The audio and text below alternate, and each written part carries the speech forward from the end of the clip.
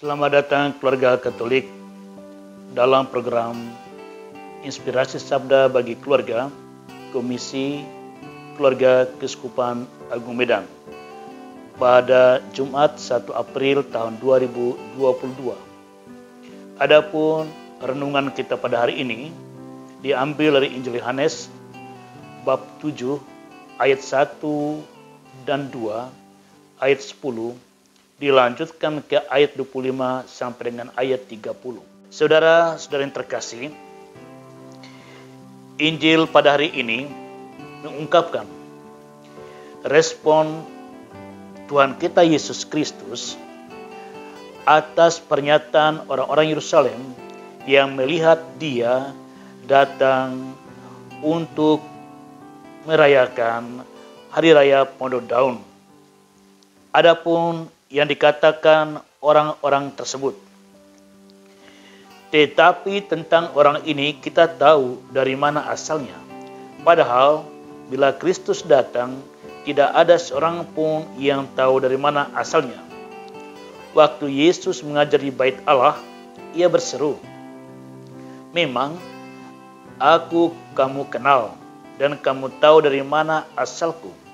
Namun aku datang bukan atas kehendakku sendiri, tetapi diutus oleh Dia yang benar, yang tidak kamu kenal.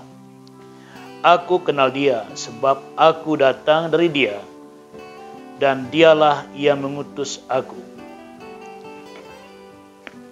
Inilah alasan mengapa orang-orang Yahudi, khususnya pemimpin agama Yahudi, berusaha untuk menangkap Tuhan kita Yesus Kristus.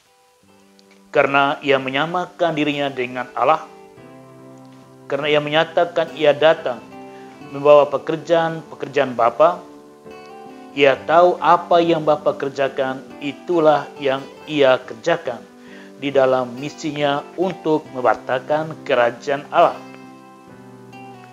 Keluarga Katolik yang terkasih, melalui Injil ini dan juga Injil sebelumnya dalam minggu ini di masa Prapaskah, kita menangkap dengan jelas bagaimana Tuhan kita Yesus Kristus memperkenalkan ciri Dia, dari mana Dia berasal, sekaligus identitas dan status Dia. Dia adalah anak Allah, Dia berasal dari Bapa.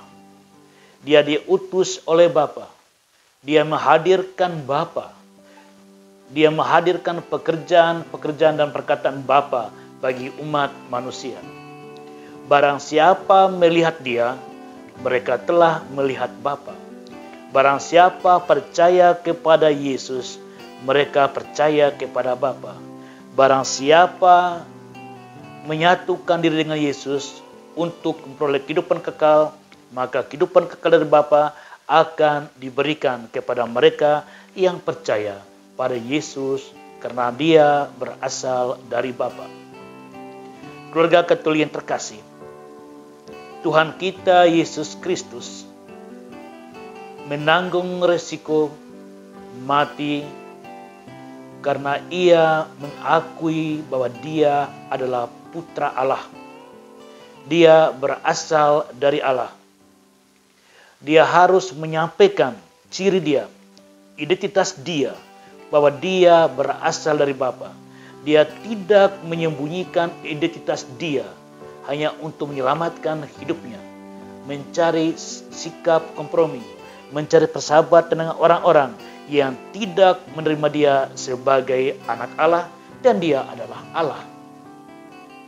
Tuhan kita Yesus Kristus tidak menyembunyikan identitas Dia. Apapun resikonya, Ia menanggung. Inilah yang menjadi resiko yang harus ditanggung oleh Tuhan kita Yesus Kristus.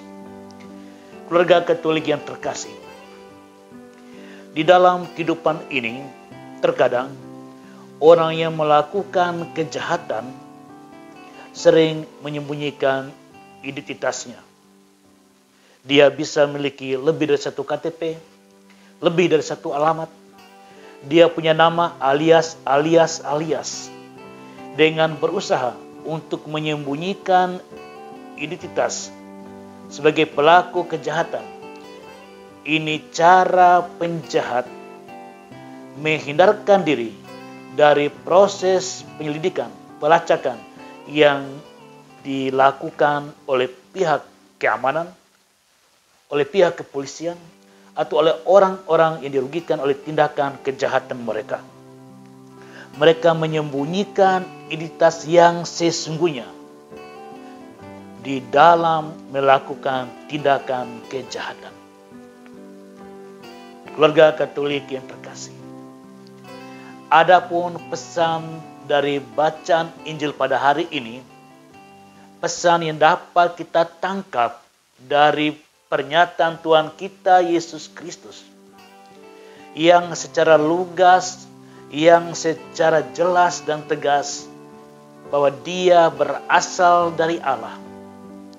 Dia adalah Mesias yang dipilih oleh Tuhan, yang mengenal Bapa. Keluarga Katolik yang terkasih,